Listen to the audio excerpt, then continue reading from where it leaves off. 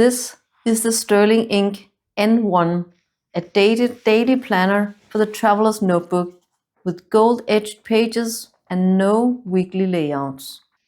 And this year, I want to find out what it might become for me and whether it can hold the kind of year I have ahead.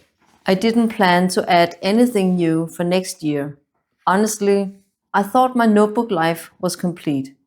And already, before I've even touched the pages, there's one part of this planner I'm almost sure I'll avoid completely or absolutely fall in love with. Hi, I'm Julie, and I follow my life through notebooks, slowly and by hand. I've tried so many systems, weeklies, rings, strings, and the pattern is always the same. If it helps me think, I stay with it. If it doesn't, I let it go. So when I chose this Sterling Ink planner, I wasn't looking for structure. I was looking for room to think. And I don't know yet if these pages will give me that or get in the way. But here's the thing. This year, I need a place to think on paper about YouTube. Not in a spreadsheet way, but in a way where I can sit with the ideas a little, where I can figure out what direction this channel is moving in and how the videos connect with each other. I don't reflect as well when I type. On paper, I slow down just enough to untangle things. That's why I reach for a notebook when I need clarity. My hope, and I'm saying hope, not expectation, is that the N1 becomes a quiet companion, a place I can return to, not a rigid planner I have to live up to. I'll track a few things, watering my plants because otherwise they won't make it, and the days I actually publish videos, not the ones I planned. Planning is aspirational, publishing is real. And maybe this N1 will turn into a book of days again. It happens quietly. I start out keeping things separate, but then life just blends them together. A note for a project here, a thought from a walk there, and suddenly planning and reflection meet on the same pages. And honestly, I like that. I don't want a planner that feels like homework. I want something that helps me when I need it, but leaves me alone when I don't.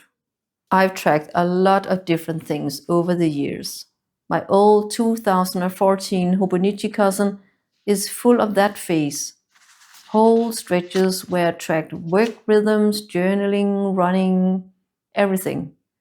And it worked for me then. It fit that season of my life.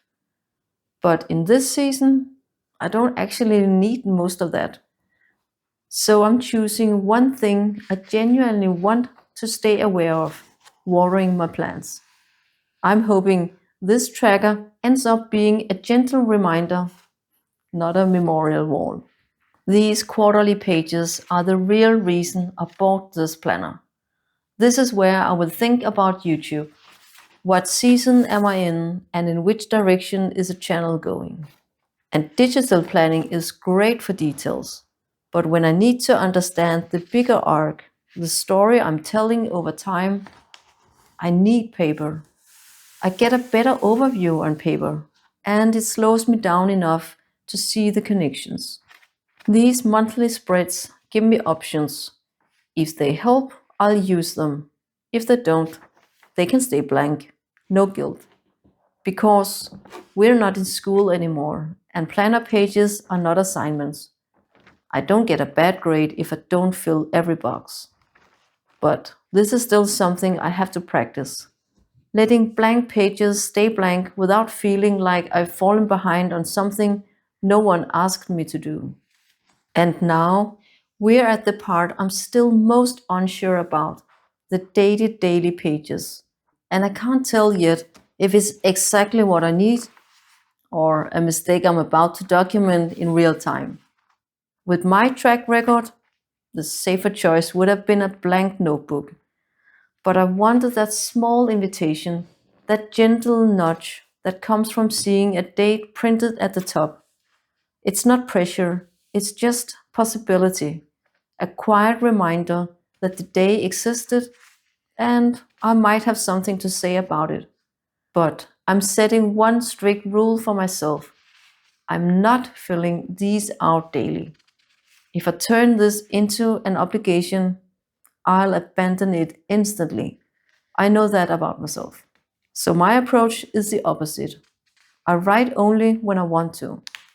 And when I skip days or weeks, that's just the rhythm. And honestly, I just enjoy the way sterling ink prints the dates. The font is clean, understated, and I like writing next to it. Even if I don't use every page, I enjoy opening to a fresh one. And the timeline on the left, I won't use it. Not for scheduling, not for hours. That belongs in Outlook and Google. This isn't a productivity journal for me. It's a thinking space. And then there's a question of how this planner will actually live inside a traveler's notebook. I'd like a camel TN dedicated to this part of my life. Unlike my work TN, which I customized quite a bit, and I'll walk through all of that in another video. I don't want to alter the new one, except for moving the elastic to the spine, because I always do that. A notebook tells its own story, not just in the pages, but in the way the cover changes from being handled every day. I'm not trying to predict the year with this setup. I'm trying to give myself a place to meet the year. Some days, this planner will hold thoughts about videos, what is working, what needs to be changed, and what's next. Some days, it'll hold nothing at all. They're all fine. The real experiment here isn't whether I use every page. It's whether this planner gives me enough structure to feel oriented without ever making me feel boxed in. That thing I was unsure about, the dated daily pages, I still don't know how they'll fit into my year. And surprisingly, I'm okay with that. I'm not trying to force a daily habit. I just want these pages to be here when I need them and quiet when I don't. And as for the structure, it feels like the right amount. Not the kind that tries to manage me, but the kind that gives me a gentle sense of direction. I've had planners where the layout felt louder than my actual life. This one feels more like scaffolding, something I can lean on when I need clarity without having to use every piece of it. And the blank days, they're part of the deal, because I know from experience that if I turn this into something I have to do every day, I'll pull back from it. So I'm keeping it open, genuinely open. So the rule is simple. I write only when there's something worth putting down, and the blanks are just blanks. Nothing I'm behind on. I've learned over the years that structure helps me most when something is new, complex, or on a tight timeline. But once I find my footing, I need freedom again. So this planner has to make room for both the structure that steadies me and the space that lets me breathe. And when the camel cover does arrive, I want the planner to settle into it slowly. I'm excited to see how the leather changes just from daily use, the same way this brown TN has evolved over time. Until then, this brown TN will be its home. It already has that lived-in feeling I love. I'm not using this planner to predict the year. I'm using it to meet the year, to notice and to think. So that's where I'm starting. One planner, a clear intention, and a year that hasn't happened yet. I'll keep sharing how this planner settles, what works and what falls away. Notebooks change as we use them, and this one will too. There's another direction this could lead, and it's been quietly building in the background. That direction continues just beside this one. Thank you for being here, and come walk with me into the pages still waiting.